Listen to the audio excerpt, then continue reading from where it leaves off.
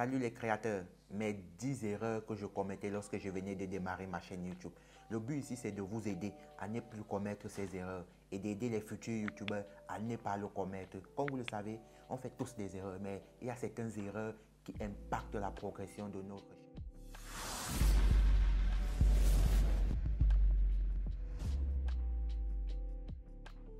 Bienvenue dans Creator Box, la boîte à vidéo des créateurs de contenu. Ici, on vous aide à développer votre audience en ligne, grossir votre audience en ligne avec des astuces, des tutoriels et des outils. Donc, si vous avez une chaîne YouTube, surtout, n'hésitez pas à vous abonner. Peu importe le réseau social que vous utilisez, vous êtes au bon endroit, des créateurs de contenu. Tous les YouTubeurs font des erreurs. Mais il y a certaines erreurs qui valent plus que d'autres. Il y a certaines erreurs qui impactent la progression de votre chaîne par rapport à d'autres erreurs. Donc, comme première erreur que je faisais qui impactait ma progression, c'était de ne pas regarder la lentille de mon téléphone. J'ai commencé YouTube avec un téléphone.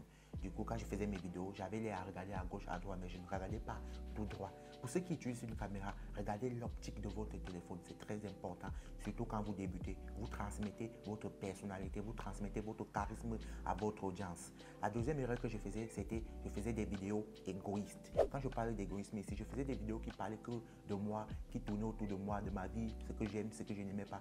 Alors que YouTube est un moteur de recherche. 75% de la population viennent sur YouTube pour chercher des réponses à leurs problèmes. Donc, si vous croyez que vous pouvez juste faire des vidéos qui parlent de vous, non, ça ne va pas se passer comme ça. Cherchez à faire des vidéos qui répondent aux questions, des vidéos qui donnent de la valeur aux gens. Ainsi, les gens viendront sur votre chaîne et verront que vous donnez de la valeur et vont automatiquement s'abonner sur votre chaîne.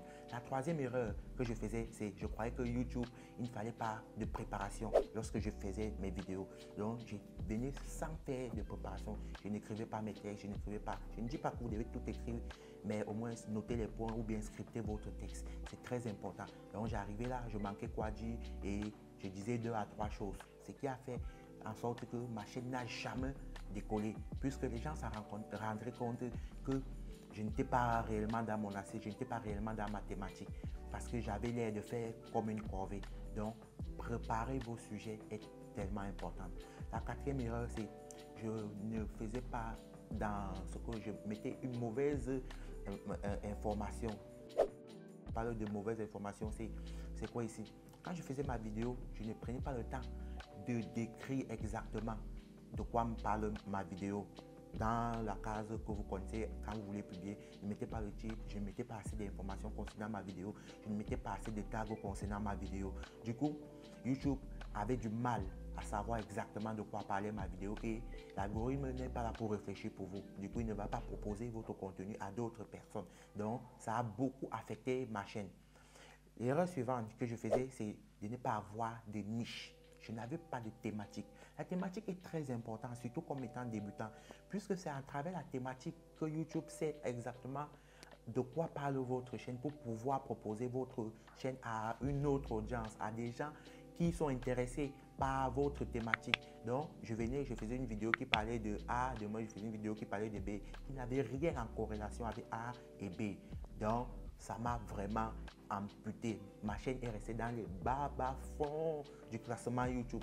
L'erreur suivante que je commettais, c'est que je ne répondais pas aux commentaires. J'avais une toute petite chaîne, maximum 10 à 20 abonnés. Mais quand je publiais mes vidéos, j'avais maxi 2 à 3 commentaires, mais je ne prenais pas le temps de répondre à ces gens-là. Vous savez, répondre aux commentaires crée de la fidélisation entre vous et votre audience. Ça montre à votre audience que vous vous occupez de leurs problèmes. Donc, quand vous commencez, répondez aux quelques commentaires, c'est très important. L'étape suivante, l'erreur suivante que je commettais, c'est que je voulais absolument avoir une intro de dingue. Vous savez, quand on commence sur YouTube, on veut tous avoir de l'intro. La plupart des YouTubeurs n'ont même pas d'intro. Il y a certaines personnes qui n'ont pas d'intro. Et si vous voulez absolument avoir une intro, faites en sorte que votre intro ne doit pas dépasser maximum 10 secondes. J'avais une intro de 30 secondes. Vous imaginez, mon intro allait de tous sens, la musique, les animations et tout et tout.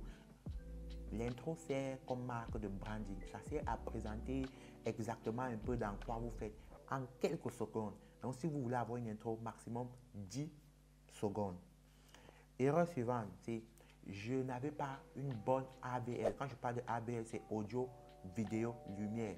J'avais un micro tout pourri. Vous pouvez commencer YouTube juste avec une un téléphone, il n'y a pas de problème.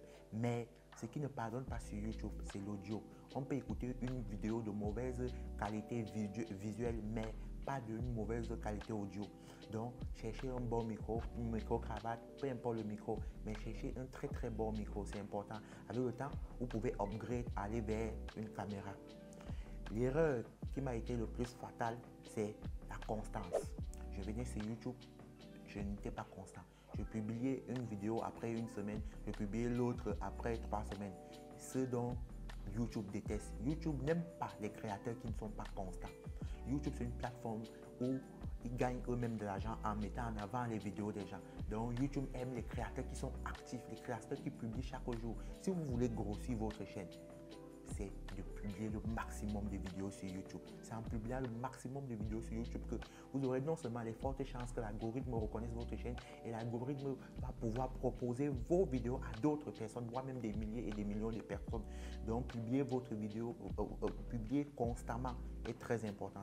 La dernière erreur, c'est je ne prenais pas YouTube comme un métier comme les autres.